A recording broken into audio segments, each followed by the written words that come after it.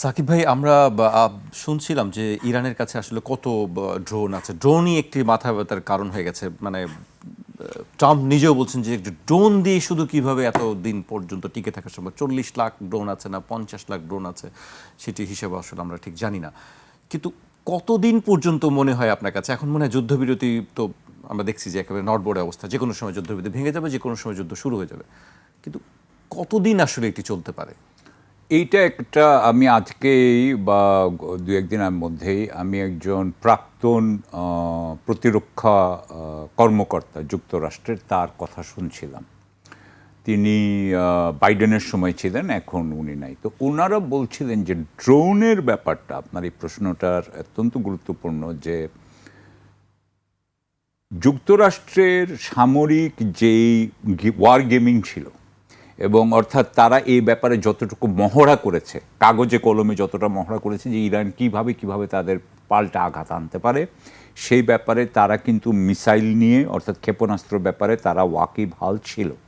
কিন্তু তারা যে ব্যাপারে ওয়াকিবহাল ছিল না সেটা হচ্ছে যে এই ড্রোনটা কতখানি কার্যকর হতে পারে। আসলে এই ড্রোনগুলো এত আস্তে আসে এবং এত নিচে দিয়ে আসে, হ্যাঁ, যেটার ফলে হয় কি, যে আপনার ভূমির উপরে যে বিল্ডিংগুলো আছে সেই বিল্ডিংগুলোর ছায়া পড়ে। ফলে হয় কি, এগুলোকে আপনার রেডার দেখতে পায় না। এটাকে বলতেছে হচ্ছে ক্লাটার, এবং ওদের কতগুলো শ্যাডো, এই দুটো নাম আছে। তো এই দুটো কারণে খুব অল্প জায়গা আছে যেখানে কিন্তু আপনার দেখতে পায়, রেডার তাদেরকে দেখতে পায়। আর আপনার মনে আছে যে রেডারগুলো সব ধ্বংস করে দিল কয়েকটা, সেটাও কিন্তু করেছিল দিয়েই, আপনার ড্রোন দিয়েই কিন্তু করেছিল। ড্রোন দিয়ে ওই সেই আপনার যখন ওই বড় একটা $1 বিলিয়ন একটা ডোম ভেঙে ফেললো, তা আর কয়েকটাকে ভেঙে ফেললো, এরপরে তো আরও এটা বেশি কার্যকর হয়ে গেছে। সুতরাং drone was a big problem, it is a big problem. এটা এখন সবচাইতে বেশি তাদেরকে ঝামেলা করছে বলে। এবং শাহেদ 136, যেটা শাহেদ 136কে, এটা হচ্ছে পৃথিবীর সবচাইতে বেস্ট সেলিং ড্রোন বলতে পারেন। এর মতো চিন্তা করে আমেরিকানরাও কিন্তু নতুন ড্রোন বানিয়েছে শাহেদ 136-এর মতো করে, কিন্তু সেটা তাদের মতো অত কার্যকরী হচ্ছে না। সো সেদিক দিয়ে আমি বলবো যে ড্রোন মানে ড্রোনটা তাদের জন্য একটা বিরাট সমস্যা দেখা দিচ্ছে। এখন আরও একটা কথা বলা দরকার, ইরান ইরাক যুদ্ধের সময়, যেই 8 বছরের যে যুদ্ধ, সেই সময় কিন্তু আপনি যদি ব্যাক করেন তাহলে দেখবেন যে ইরান কিন্তু সেই সময় মানে অন্যান্য দেশ থেকে তেমন কোনো সাহায্য পায় নাই। সেই সময় সব দেশগুলো সাহায্য করতো কিন্তু সাদ্দাম হোসেনের ইরাককে।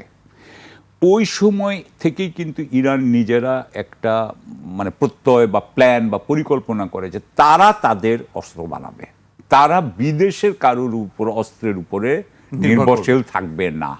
সুতরাং তারা এখানে যেই অস্ত্রগুলোই যে আপনি বললেন 15 লক্ষ না, সরি 40 লক্ষ না 50 লক্ষ, হতেই পারে, কারণ তারা নিজেরা বানায়। এবং তাদের যদি বানানোর ফ্যাক্টরিটা, কারখানাটা যদি একেবারে মাটির নিচে থাকে, মাটির অনেক মিটার নিচে থাকে, ধরুন 80 মিটার, আমরা ঠিক জানি না, কেউ বলে 200 মিটার, কেউ বলে 80 মিটার, কেউ বলে 500 মিটার, এরকম নানান রকম।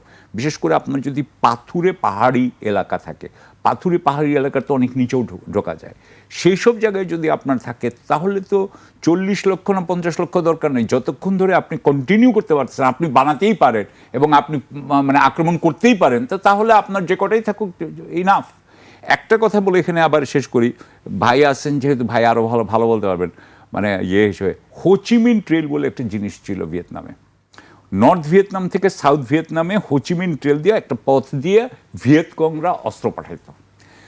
এমন বম্বিং করছে ওখানে আমেরিকা, বলতেছে 80% সে শেষ করে দিচ্ছে, কিন্তু 20% আসে শেষ করতে পারে না।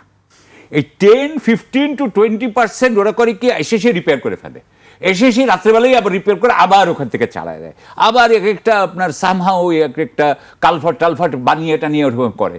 সো ঠিক সেভাবে আমি বলতে চাচ্ছি যে যদি 10% 15% যদি ক্ষমতাটা ধ্বংস করতে না পারে, লাস্ট 15% যদি থেকে যায় ইরানের, যেটা আমরা মনে করছি আছে বা বেশিও হয়তো আছে, তাহলে তো তাদেরকে তো হারাতে পারবে না।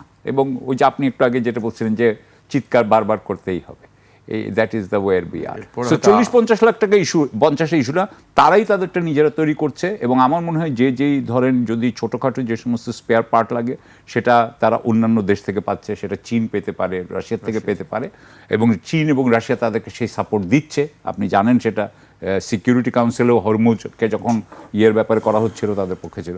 So I think they are in a very good shape, তাদের খুবই ভালো অবস্থায় আছে।